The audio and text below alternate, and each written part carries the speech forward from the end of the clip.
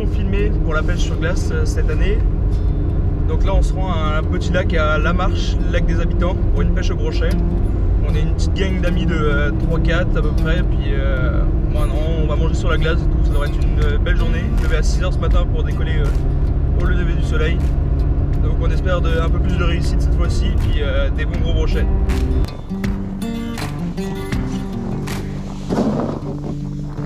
Sunshine beating on the good times, moonlight racing from the grave, string band playing one. Donc là on est venu surveiller la tranche pour savoir s'il y avait de l'eau, parce qu'on va essayer de pêcher au plus près des berges, mais il faut qu'il y ait de l'eau pour pouvoir percer les trous avec la tarière, sinon on risque d'abîmer nos lames. Donc on est venu à la tranche, on a fait un trou, puis on va voir au sonar s'il y a de l'eau.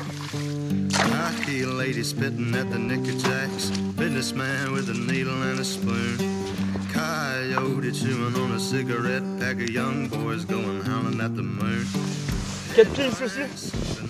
Donc là on perce le trou en avançant pour savoir jusqu'à où on va essayer de poigner un petit pied de profondeur à peu près, pour voir où est-ce qu'elle est la fosse pour trouver le spot où pêcher. Donc là on est parti pour percer des trous en ligne, pour essayer de longer la bordure au maximum en gardant un 6-7 pieds d'eau, entre 4 et 6-7 pieds d'eau. Tout comme ça on va pouvoir mettre toute une ligne de brimballe. Donc avant que l'hiver arrive, je suis allé pêcher quelques éperlans pour nous faire des apports. Et donc là je les mets dans le trou pour pouvoir les dégeler. C'est pas des gros éperlans, mais ça va être pas mal pour le brochet. Donc là hier on s'est amusé à faire des beaux petits montages d'acier pour le brochet. Donc une tige d'acier avec 2 circles, puis pour pouvoir mettre un dans l'avant du menet, puis un à l'arrière du menet. Puis voilà, serré avec des sleeves, donc c'est costaud. Donc je vais mettre un petit plomb cloche sur le fil, un petit plomb drop shot. Pas besoin de le faire un nœud, juste le serrer. Bon, je vais le mettre un peu plus haut.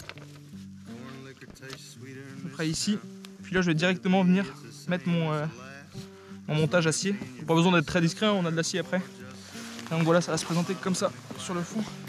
Le petit plomb il va faire descendre le menet. Comme ça va bien se présenter.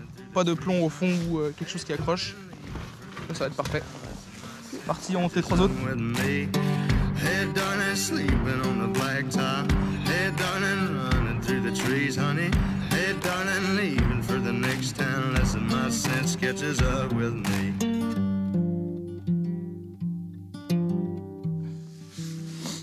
Hop. Et le gros trépied dans la tête.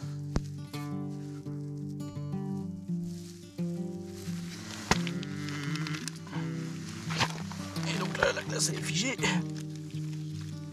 Je peux rembobiner puis débobiner le fil et voir la profondeur. Justement je me règle sur le sonar vu que c'est un appât assez léger. Je me règle sur le sonar, donc là on voit cette ligne là, c'est mon appât. Puis là cette ligne là c'est le petit plomb qui est au dessus. Okay.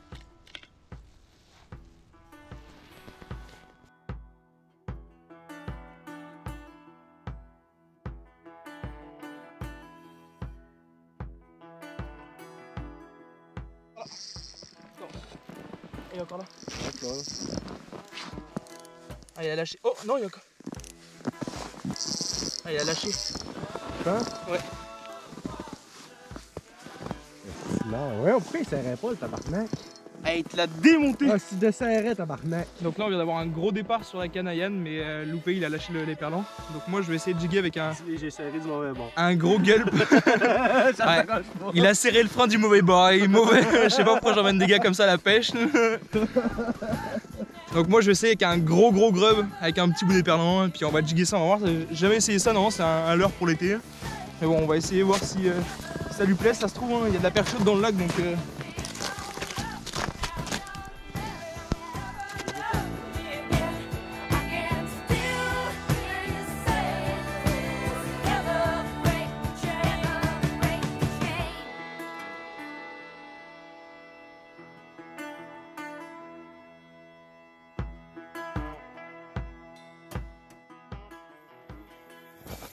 Ouais, poisson. Oh, il a lâché. Oh non, il est là, il est là. C'est pas gros. Ah, ça part quand même. Oh, ça va, c'est pas un énorme. Ah, il s'est tout enroulé le tabarnak.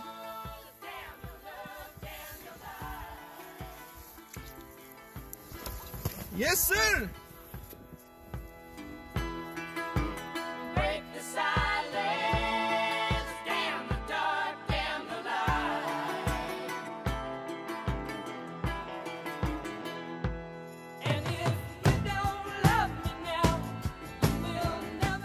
Yes!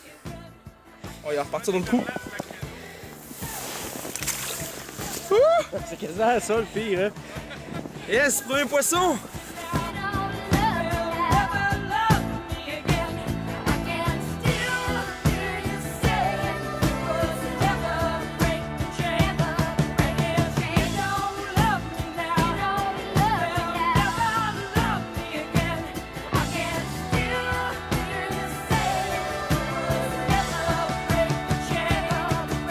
D'avoir des pas dans notre coin, on était vachement serré.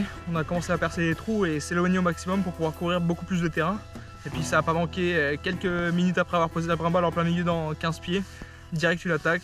Un poisson nous plaît encore, mais on va finir par l'avoir. Donc là on avait un petit manque d'activité, donc on s'est dit bon, pour se réchauffer un petit peu, on va faire un petit tour des brimballes. Ce qu'on fait, c'est juste que hop, on vient déglacer les trous, ça. Puis on jigue un petit peu le menet, ça lui fait de l'action. Puis des fois, juste une petite action comme ça peut suffire pour que le brochet s'en intéresse puis vienne mordre, quoi.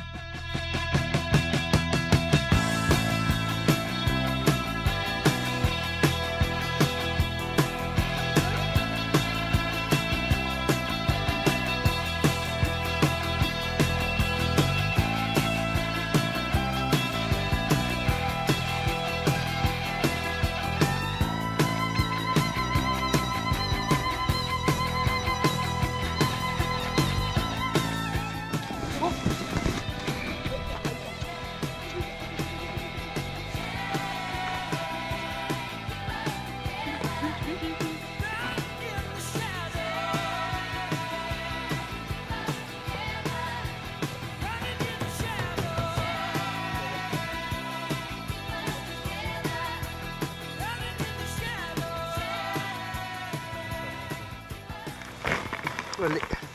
Oh, lui c'est un beau. Lui c'est un beau. Oh, lui un peu bleu. Oh oui. Yes. Ah, il est productif ce trou-là.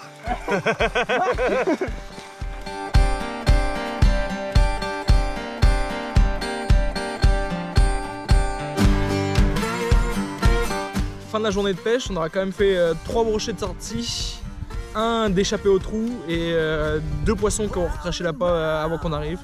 Donc c'était quand même une belle journée, on a mangé sur la glace, il faisait pas froid. C'est là qu'on voit que la pêche blanche, le spot est vraiment très important parce qu'il y a 3 poissons qui sont faits exactement dans le même trou et pas ailleurs. Même à côté on avait des lignes puis rien ne s'est passé, donc c'est là qu'on voit que le spot des fois est beaucoup plus important que le leurre ou l'appât. Donc voilà, fin de la vidéo, j'espère que vous avez aimé, puis n'oubliez pas de vous abonner.